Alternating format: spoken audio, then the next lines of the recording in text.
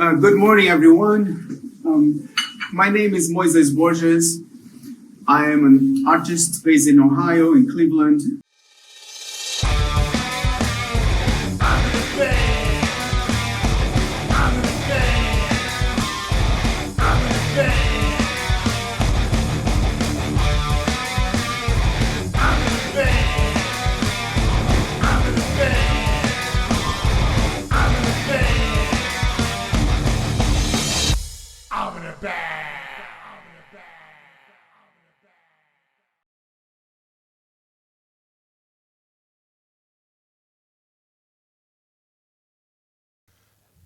Hello, everybody, and welcome back to another episode of Level Up Cleveland.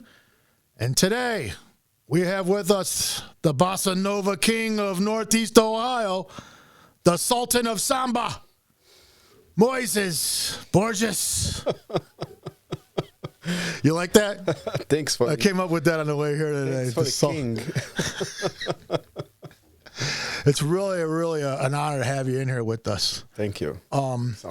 If you don't know Moises, he's plays phenomenal guitar. He kind of plays like a Brazilian jazz style, the bossa nova, and samba is what you normally. That's the main. But you do other things as well. It's not just that, but I have a hard time trying to figure out the differences between all these things. I was trying, but all I know is it's an amazing thing to watch and listen to. But thanks for coming on. Of course, my pleasure. Thank you for hosting me. Not a problem. Not a problem. Here. So let's just start from the beginning. You originally from Brazil. Correct. I was born in Bahia State, near Salvador, where I grew up. And I spent some time, the first 4 years of my life, I stayed with my mom. My mom is from an indigenous tribe in Brazil. And that's why I have all these connections with the indigenous on that area. It's a tribe called Pataxó, and they speak a language called Pachuhan. And wood, and that's how they prepare their meals and teas and infusing teas. Bom dia, Pajé. Como estão as coisas aí? Boa tarde para você. Boa tarde. Vou dar só uma explicação aqui do remédio que eu trabalho. Aqui é um chá, daqui é o canela de velho, que ele é para circulação, artrose, diabetes, coluna. Eu vou devagar. Peraí. Esse primeiro aí, this one is a tea that they use that is good for arthritis, diabetes, back pain. Continue falando os outros benefícios desse chá para eu traduzir pouco a pouco. Esse aqui é o canela de velho. Ele é para circulação, artrose, diabetes, coluna. This is called canela de velho, or old man's leg, and it's good for circulation, arthrosis, and back pain. Okay, vamos lá. I used to understand more than I do today, but I still know a bunch of words. But also, most of them speak Portuguese because of the proximity with the villages surrounding it. So what you were in Brazil for how long before you came to America, and why did you come here to, especially Cleveland? What brought you all the way here? I was working in Miami, and my wife wants to move here to have the baby close to her mother and her sister. Her sister was pregnant, so we moved here in 1999, and I stick around because now, family reasons. That's why I moved here, and that's when I started playing the guitar and everything. Because up to when I moved here, I was working as a photographer for some magazines and newspapers in Miami, Brazil, and Europe. I've done over 1,000 weddings. You still do it, photography? I do, yes. I still do, and have all the equipment, but I don't advertise it so much because it's probably 20% of my time for photography right now. Other than that, I'm recording and writing and playing music and doing tours or collaborating with some musicians that are in town. I like doing that very much. Matter of fact, on these last recordings that I've been doing, there's a lot of the collaborations done, which I had a pleasure to record with Diego Figueiredo, he has 2 awards at the Montreux International Guitar Competition, and Tito Valdez, that was in town as well. He recorded 3 songs, and Tito is from the Buena Vista Social Club, and his father and his grandfather, Bebo and Chucho Valdez. Tito now lives in Mexico, where I spent 3 weeks last month. Also, I recorded with Chiara Easy from Italy. Per tutta la mia vita io so che piangerò, e in ogni nuova assenza piangerò, ma il tuo ritorno mi ripagherà del male che l'assenza mi farà. Io so che soffrirò la pena senza fine che mi dà il desiderio di essere con te per tutta la mia vita. Eu sei que vou te amar por toda a minha vida, eu vou te amar. Em cada despedida eu vou te amar desesperadamente. Eu sei que vou te amar. E cada verso meu será pra ti It's a dizer. song that she likes very much, and she recorded it in Italian, and I recorded in Portuguese on the same song, so it was really cool. And also Ken Peplowski, which is from Cleveland and lives in New York, but it's one of the most amazing clarinet and saxophone players of the U.S. He is also in a couple of songs. But there's a bunch of good people. There's Nabiki Okaro from Nigeria that is a rapper, and he used to live in Cleveland, but he moved to California a few years ago. But we still kept in touch, and we recorded. Oh, matter of fact, he just sent me another rap for a new song. So really, you're collaborating with rappers and all kinds of different. Everybody, yeah. No kidding. Yeah, I did one song with a choir from the First Unitarian Church of Cleveland, which is on Shaker Boulevard, and they have about 20 pieces. So they have the tenors, sopranos, contraltos, and it's original. All these are original songs, and that choir is so beautiful. All those voices go overlaying in each other. And right now, when I was in Mexico, I wrote a song in a style that's called frevo. It's pretty close to a march. It's very good for hymns and chants for teams and things like that. And I had the arranger from Brazil called Marcelos Leone, which he leads the big band for Ivete Sangalo, which is our type of Lady Gaga type of superstar in Brazil. Okay. So the cast of names is amazing, and all the mastering the songs I did with Carlos Freitas, which is now probably the best sound man in Brazil. He does all the superstars in Brazil, and I did with him is actually because my friends were saying, you got to do this with Carlos Freitas. So all the mastering was done with Carlos Freitas. There's a bunch of good stuff coming up. Matter of fact, there's a song that the one I sent you the link today, it's called Voltar para Salvador. And that song I wrote for my dad because he was here visiting, and he was asking me, when he got back in Brazil, he asked me, when are you coming to visit me now? I did my visit. So I wrote a song to respond to him. And just instead of answering it, you just... Yeah. So I started singing the song on the phone and recorded it to my phone real quick, and I sent it back to him. Here's my answer. So when I was actually taking a look on the song, I was like, oh, come on, I can actually make this song really awesome because we can do this, we can do that. So I had about 4 horns and probably 18 different drums on the song. And there's a lot of percussion. It's really a story, telling my dad that I'm going to come back and visit and take him for a few rides to go to the places where he likes to visit and places where he likes to buy bananas, and we're gonna hang out in this part of town. Da da da da da. So the song came out one super production. I think I've never spent so much money in one song in my life, because we did a 4-minute song that's amazing. I'm actually submitting it to the Grammys and to the Latin Grammys as well. And we did a video clip in Salvador with the song. I hope you can show it. It came out really pretty. And with all the colors and drumming and images of the city and the old city in Brazil too. It'll be out.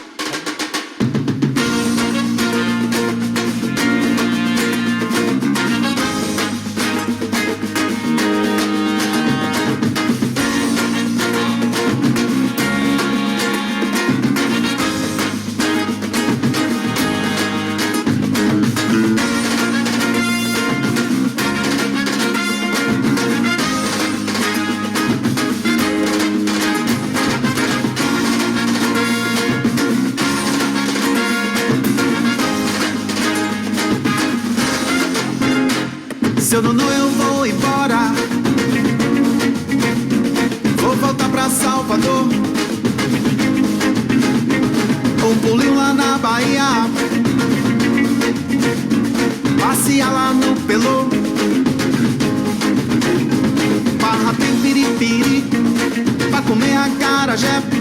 Tem ladeira do Pelô e seu cravinho. Pouquinho de alegria no pedaço do axé. Passear lá no Pelô. Eu vou voltar pra Salvador.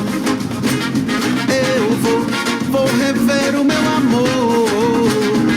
Eu vou voltar pra Salvador. Eu vou rever o meu amor. Bom dia. Bom dia. Nossa, que cheiro bom. Quanto é que tá o abará? Pra você é baratinho. Sim, eu quero um com um pouquinho de pimenta e bastante camarão. Caruru e salada? Olha, banana madura é R$1. Quem vai querer banana? Muito obrigada, um beijão no seu coração. Eu amo a Bahia.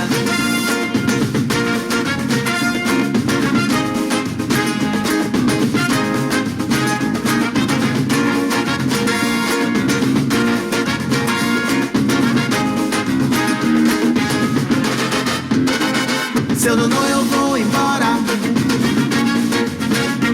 Vou voltar pra Salvador. Pulinho lá na Bahia. Passear lá no Pelô. Barra tem piripiri. Pra comer acarajé. Tem ladeira do Pelô e seu cravinho. Pouquinho de alegria no pedaço do axé. Passear lá no Pelô. Eu vou voltar pra Salvador. Eu vou rever o meu amor. Eu vou voltar pra Salvador. Eu vou rever o meu amor.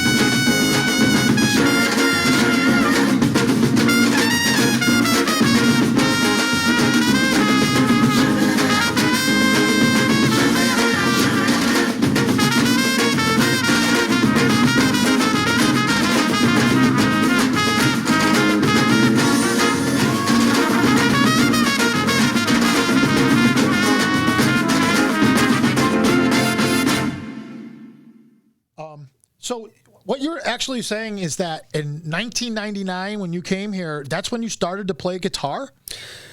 Yes, I always had contact with the instrument, but I bought one instrument for me so I could have it every day. So up until then, you played around with guitars here and there, but it wasn't. You didn't start taking it seriously till then. No, I was not taking it seriously, but when I was actually trying to play some songs, and some people would approach and say, "Hey, I really like what you're doing. Da, da, da, da, da. Can you play The Girl from Ipanema? Can you play One Note Samba and all these bossa nova tunes, which are pretty tricky to play and they're not easy?" And I started noticing that the community here actually has that lack of artists from Brazil that will show the bossa nova, and I started applying time and practicing and studying and learning, and then little by little I kept putting the camera to the side and switched. I quit my full-time job, and then I became part-time, so I did have more time to play gigs. And then I started getting steady gigs everywhere, and I just, I'm going to switch to musician. I'll notice that you'll have a different guy playing the trombone on this gig, and he'll be a different guy. Do you do that? Do you bring in different guys to play and that kind of thing, or? Yes, in town I use, like, as a drummer, I use Dylan mostly. Also, I use Patrick Duke and Neil Chastain. They are more broken into the Brazilian music, and they know my songs that I play, and they kind of handle the gig very well. As far as horns, I've been using a bunch of different musicians.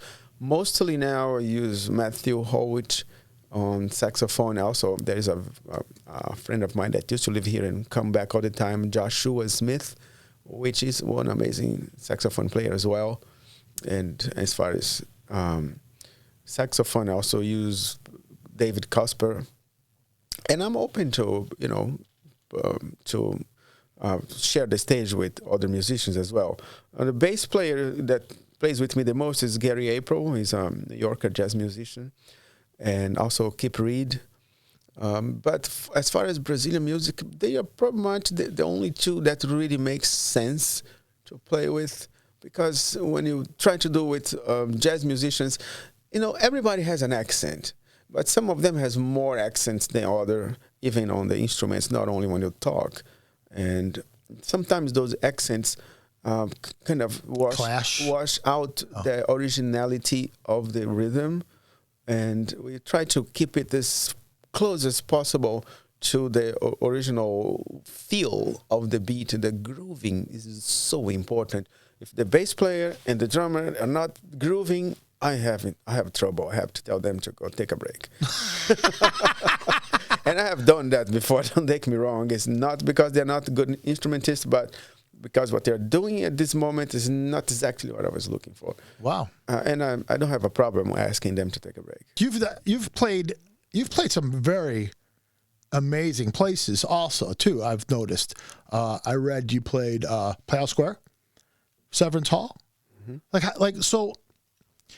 So when you first started getting into this, did you think that you'd ever get into that point? I mean, did you think, because you said you put your mind to it. When I heard that you started in 1999, you're where you are, you had to put a lot of effort into this. I did. Yeah, this was something you took very seriously from the start. Nobody gets where you're at now by just playing the guitar and thinking. You have to take it very seriously. So when you see yourself now, and I turn on when you first and I talked about coming on the show, and I first turned you on, I started watching you, and I'm like, when a lot of these bands come on, I turn them on and watch them. They're in a bar, right? I see you, and it looks like a PBS special, and you've got a whole orchestra behind you, like a band, and I'm like, well, yeah, you could be on the show. But did you? I mean, isn't this really haven't you brought this thing maybe farther than you even yourself thought you could? When I started because I thought I could hit the top. I'm far from that yet, but I was comfortable with the idea of playing in big theaters and everything because I saw that I could do it. I saw what was happening here. I visited a lot of the music scene. I visited the theaters, and I felt pretty comfortable. I think I can show what I have to show here, and there, and everywhere else. And because I felt that comfortable, I worked for that level of music. I went straight to the point. This is what I want to do. So this song, for example, that you sent to you called Pipoca no Arribó, it has 12 horns on the recording, and it's one fast arrangement that I did with Marcelo Leone from the Ivete Sangalo's band. He was one amazing musician, and I told him I want to do this song on the, there's a frevo style in Brazil called Spock frevo, which the horns go like really crazy. It takes over the whole instrumentation, and this is what I was meaning when I wrote this song. And I brought the charts over to present it to some other friends, like from other orchestra, like Paul Ferguson from the Cleveland Jazz Orchestra is going to get it, and other friends that run orchestra, to see what we can do as far as orchestra, training the orchestra to do a presentation in a nice big hall, special night or something. So how do you arrange something like that? I mean, like, seriously, you're saying, I just get some guys from the Cleveland Orchestra. How do you arrange that to happen? Oh, I have to call them and see if they were up to the job. So do you write the horn sections out for them and then say, here's... I don't write a single note on the staff. Nothing. No, I kind of mumble it to the to the horn guy, and he double checks and writes it down. I see. Yeah. Okay. So you have to. The mumble technique works for a lot of people. That's what you do. You sing it. You just kind of hum it and sing it, whatever. Like you're gonna do ba-da, ba-da, ba-da, ba-da, ba-ba, and then he just wrote it down. And all right, what else? That's something. Yeah. Wow. So this is because I never took music classes.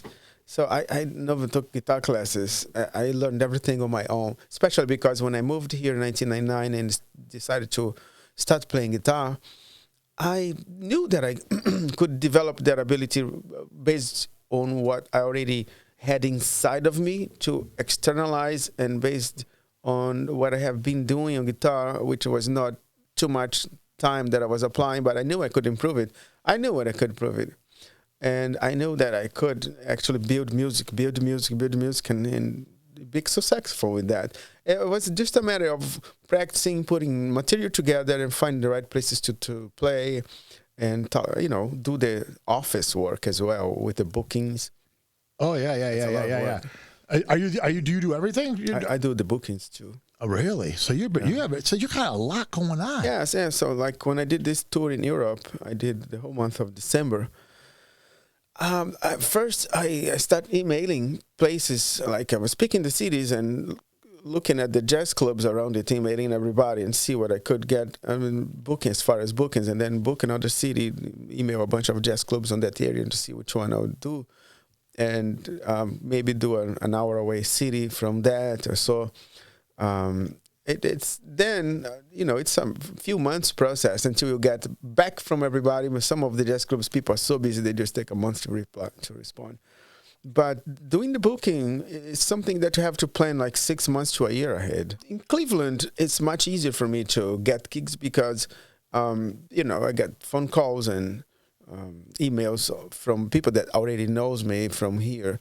Like right now, I have one gig on the 20th in Pittsburgh, opening for Brazilian guitarist Diego Figueiredo, which is... Isn't he's the one that's a Grammy nominated? Yes, he's a Grammy nominated. For one of the best guitarists in the world type thing he's recognized as, right? This guy. Yeah. I was reading about him.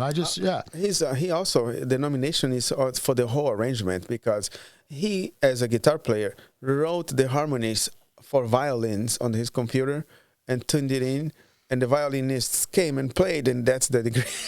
Really? Yeah, and then he played the guitar as well with the harmony. So he's one amazing musician. Yeah, very interesting. I was reading about him. Because you're playing with this guy. Pretty unbelievable, huh? He's incredible.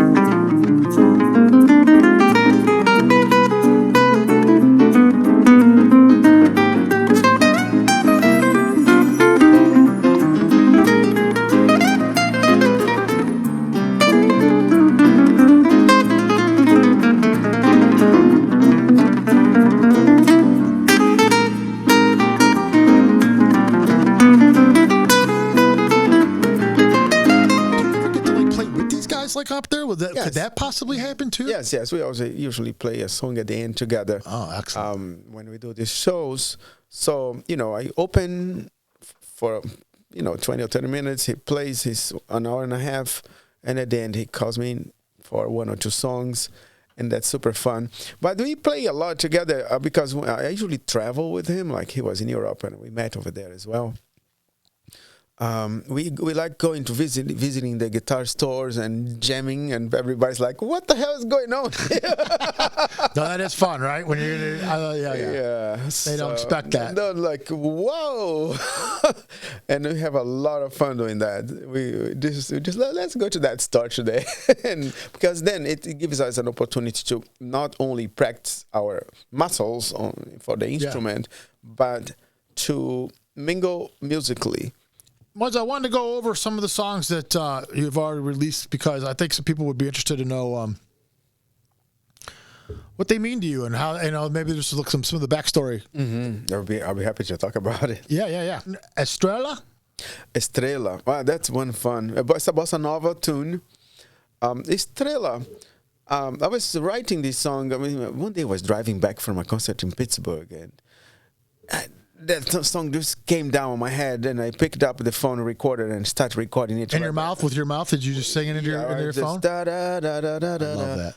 And so I couldn't forget because I got that download melody from the cosmos while I was hypnotized by the highway. And so is that what happens mostly? Is that how it happens, man? I mean, does things just pop into your head and you pull the phone out and you're like, I got to remember this? Yeah, when it pops, you have to record it. Otherwise, it will go away. And most of the songs that I have written is like that. And I started recording that thing and developing right there. I was really open at that time and alone, which is important. So you have, solitude to play around with the melody and rhythms.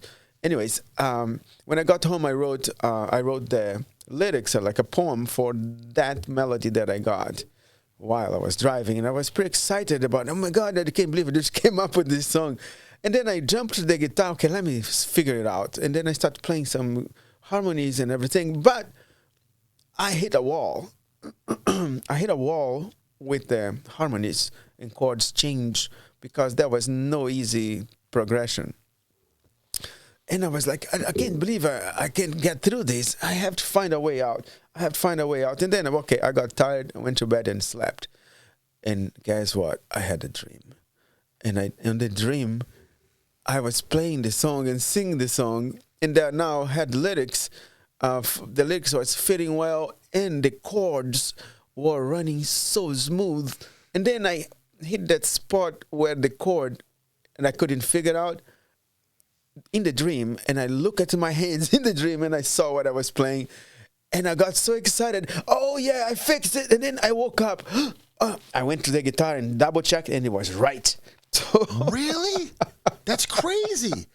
You actually figured the chord out in your dreams. In my dream, yeah. I figured that one in my dream. So I started writing that song driving, and then finished when I was home tired. I like to write when I'm tired. And then I finished it when I was dreaming. And that's one song that talks about love, fraternity, beauty, and flowers, and spirituality.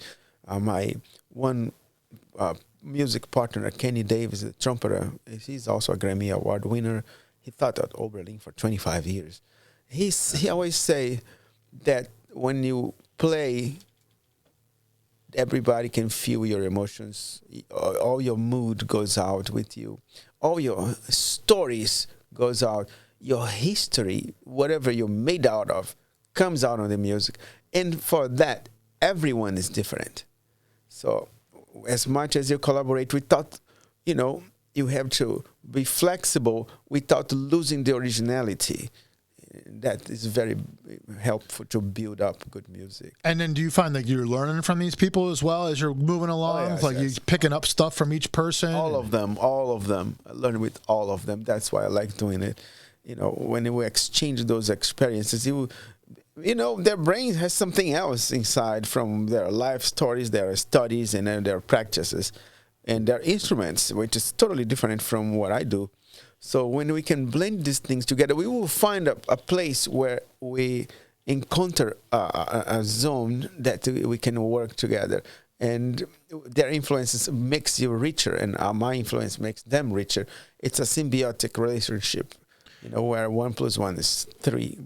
Yes. So is there ever been is there a person specifically where you've ever collaborated with and you just were like, wow, this is like different. Like I'm really gelling with this person in a way that I'm not used to. Does that ever happen? Is there anybody that sticks out where you can't wait to jam with that person again type thing? That happens with most 99% of the people that I collaborate with. I'd say that one of the guys that I'm most proud of spending time musically and jamming or playing or whatever is this guitar player from Brazil, Diego Figueiredo, which I'm opening for him on March 20th in Pittsburgh at 6 p.m. at the James Simon Sculpture Studio.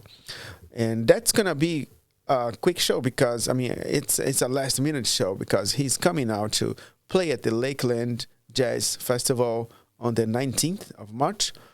And because he was going to be here, I said, hey, let's see if we can get something else. He said, yeah, call Simon. And I called Simon. He's like, yes, let's do it. So he put together an event real quick. And he has only 65 seats, but they will sit in front of the best. And it's good enough. It's a jazz club size. And we're going to have just one amazing night there. Yeah. There's a bunch of people that loves Brazilian music, loves jazz, loves classical. And that guy was just, I thought he invented the guitar when I saw him playing the first time. I've never seen anything like that before. Yeah. George Benson flies to Brazil, sits in his living room to take classes. Take it from there. George Benson has a lot of pictures on his living room and he's showing him styles and things like that. Larry Coryell played with him, and he plays with a bunch of, in a lot of Brazilian famous musicians too. The most famous one sits in. He actually puts a show and say Diego Figueiredo invites, and then he says Elvis Presley, Michael Jackson, like in Brazil, with the Brazilian names. And yeah. Those guys, those people, the same. The Michael Jackson hair, that person in Brazil, he can command any of them if he wants. Same type of people there. He's at a different type of a level. He's on the clouds. So and when you collaborate, like you said, sometimes you'll collaborate with rappers.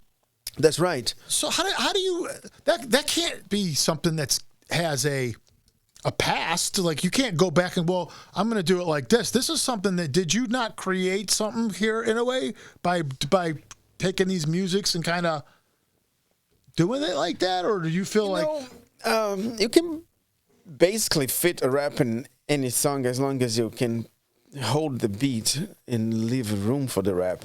But I think because it's such a popular style now, and my style is actually so, standard from the 60s, it's one way to make it modern.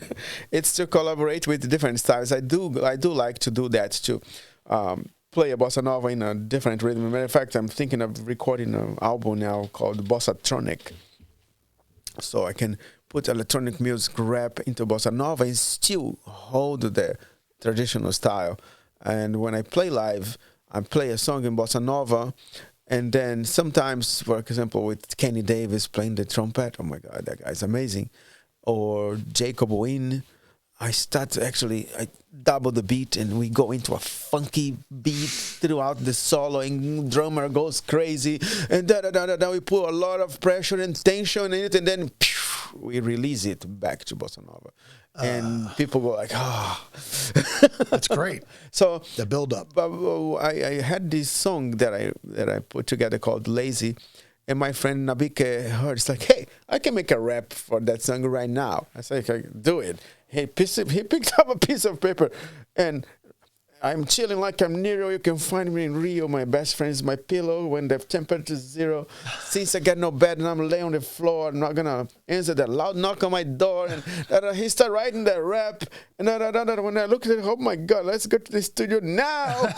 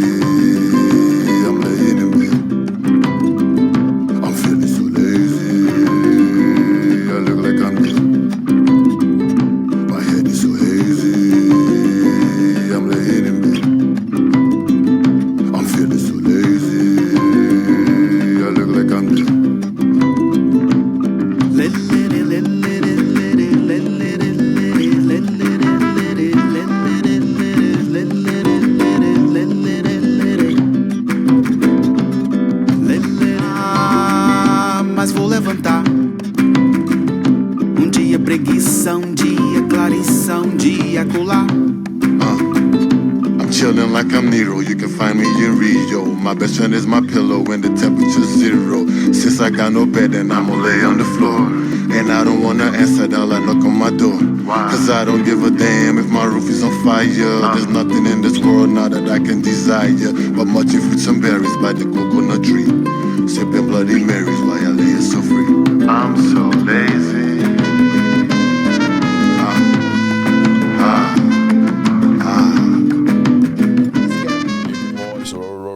He's actually a big, tall guy.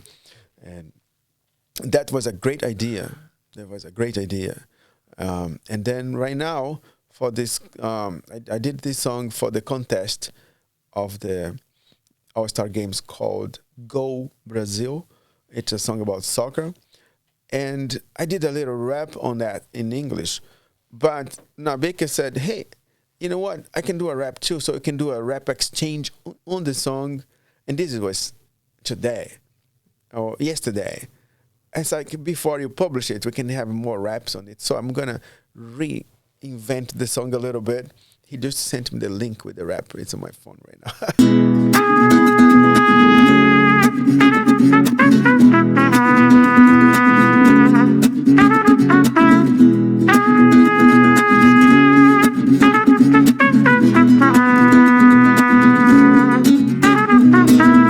Eu jogo bola, gosto de futebol. Chuto pro gol, dou de cabeça, na chuva ou no sol. Vai Garrincha, vem Pelé. Quando esses caras jogam bola, até se esqueço da mulher. Deu um olé e passou de calcanhar. Driblou 1, driblou 2, driblou 3. Passou chapéu no artilheiro de lá. E vai fazer mais um golaço pra vocês. Gol Brasil, Gol Brasil, Gol Brasil, Gol Brasil. Sports got the power to clean your mind, to clean your body, to clean your soul. Unites neighborhood to be happy and together. We make another plan, we make another goal. Getting sweating fired up, running around this nice though. Basket football, my favorite now. We make another friend, we make another goal. Brazil, go Brazil. Be able to, is it going to be a Moises rap ever where you're going to bust out and it's you rapping? Probably not. I will hang out with the Brazilian jazz style, and I can always. You have such a nice voice. I'm kind of not being serious when I say it because you have such a nice voice. You have such a soft, nice singing voice. I don't know that. Well, rapping. Do you want? I mean, can you rap? Is that what you're going to tell me? I did a little bit. It's not what I'm built for, but I can bring it up. The rap thing. Oh, interesting. Yes, and that's why I insert that rap on the song to meet the requirements for the lyrics to be, submitted for the contest. And that came out as a great addition to the song, and the song grew with that. It's a funky song. It's not bossa nova or samba. It's very funky. You'll hear it's called Go Brazil. Oh. Go Brazil that's the one. Okay. Yeah. There's a video that I record real quick last minute because they want us to submit a video. So that's the video for the song Go Brazil. All right. So earlier you did notice I noticed you said something about some of the things that you've done, swimming with sharks, stuff like that. some of the things you've done travel wise and some of the places you've been. I saw him on the shark about 2 weeks ago in Mexico. How many weeks ago? 2 weeks ago. 2 weeks ago? Yeah. Matter of fact, I posted a video. I don't know if you got my YouTube channel, but I subscribed. There you go. There is a video. There is a video there called Viaje Comigo. It's Travel With Me. That I'm thinking of starting will do some sort of creating content for the trips because I keep traveling so much and I don't really share a video or a story about it. So I'm starting to put together that idea. And on that opportunity, I made that video out of one trip that we went out to see whales. Oh. And there was a scuba diving and snorkeling area. So I put my gear in and went down, and they said, if you see a shark, don't be afraid, because this area, it's for the whale sharks. So I started diving. There were seals and sea lions and a bunch of different fish and another seal. And then everybody's like, everybody's like, it's coming that way. It's going to pass by fast, because these sharks, they don't swim too slow. So you actually have to be beside it and swim as fast as you can on the same direction without touching it. So you don't, disturb the animal. That thing's not small. What I saw there was probably 1,200 pound shark. And it's in the video. It's on my YouTube channel. That's the only time you've ever done something like that? Or? That's the second time. That time there was 2 sharks. So we were. They eat planktons and other little crustaceans. They're not set to eat people, so he probably liked me. Yeah, but you don't know that. Everybody thinks that every shark is going to bite him eventually, right? So, were you afraid at all, though? I mean, were you? I mean, come on, a little bit, like a little. When you're in the water with the shark, yeah, you gotta be a little nervous, right? There will be a little bit of a heartbeat difference. I'm looking at the humongous thing in front of me, like, oh. Did you see any whales?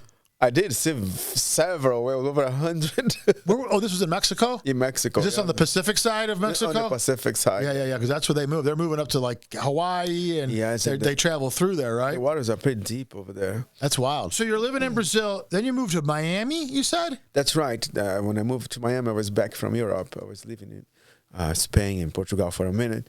Came back to São Paulo in Rio, and then got a job offer as a photographer for an opening newspaper, a big newspaper in Miami. It was called the Brazilian, I forgot the name of the paper. It was 1999. The Brazilian Poster, by journalist Claudio Magnavita, which is the president of the tourism newspaper of Rio de Janeiro right now. And he offered me that opportunity because I used to edit his TV shows on the Bandeirantes TV in Salvador. I'm a video producer. I've done everything. Yeah, I'm starting to see that. I produced a video for a long time, and I had a video productions company, and he liked the way I edited the videos and everything. So he actually asked me to edit his TV show. So because I edited his TV show for a while, and then he moved to Rio, and I moved to Europe.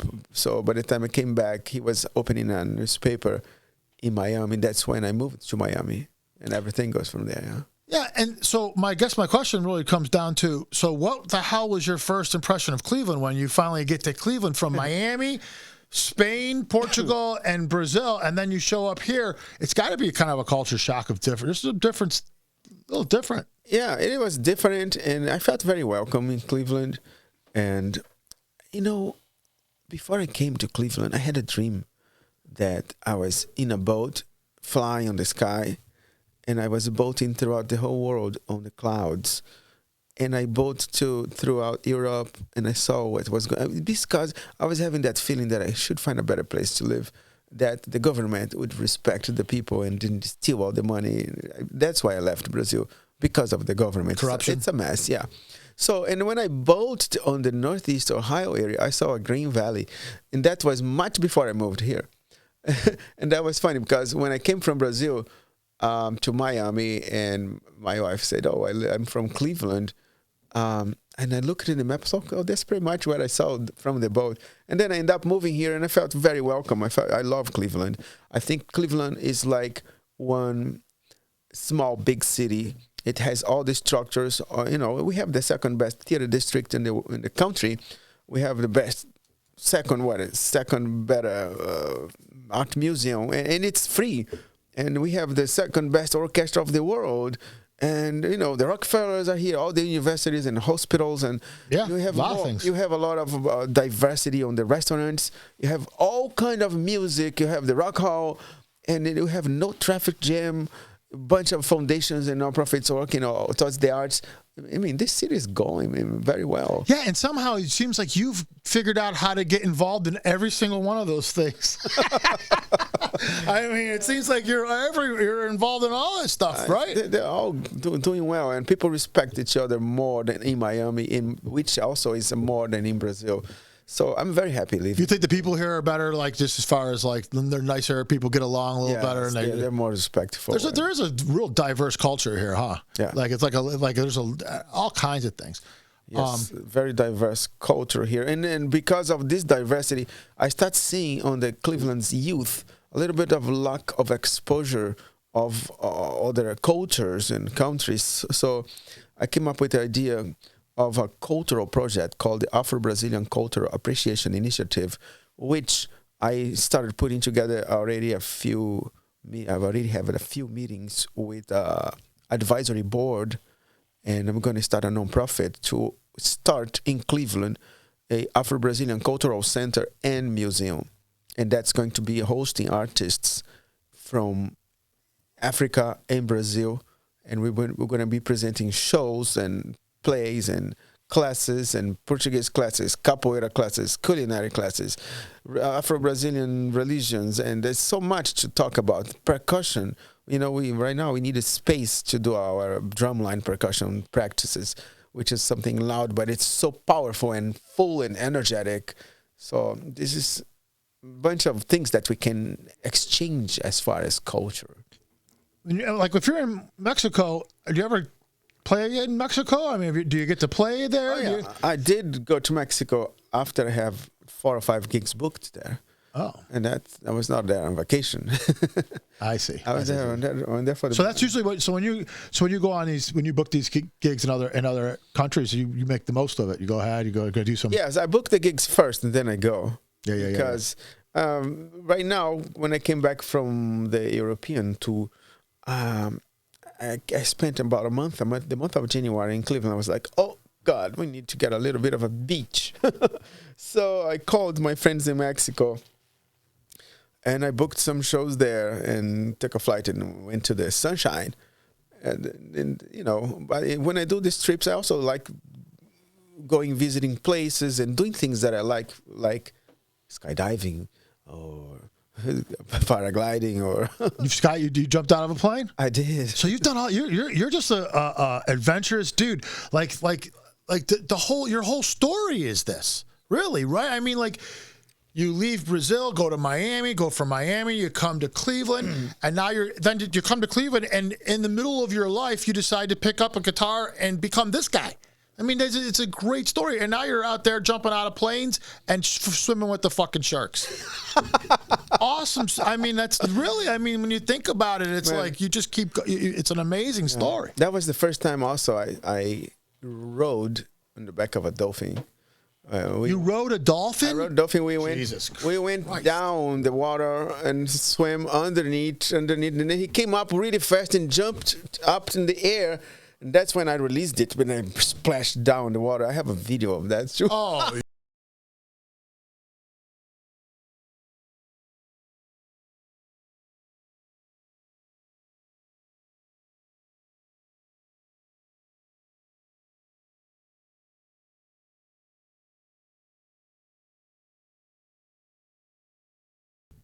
we're going to run out of time here pretty soon. I wanted to get into this one thing. I wanted to mention this. So you mentioned to me a little bit ago that you if we want to talk about UFOs, you like I can talk to you guys about some stuff, right? You know some stuff, don't you? Have you ever been? Are you going to tell me now that you flew in a UFO too? I mean, after everything else, if you tell me that, I'm going to believe you.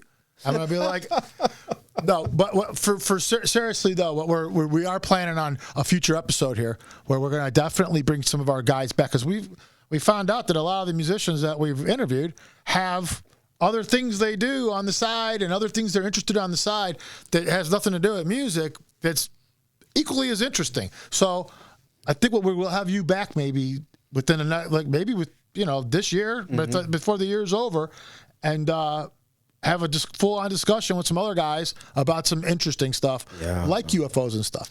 I can tell you things you wouldn't believe. Oh no, I will believe them, especially coming from you now. You swam with the dolphin, dude. That was awesome. Just my visual of that, I was like, oh my god, I gotta hang out with this guy. I have been exposed to some of this UFO things for a long time.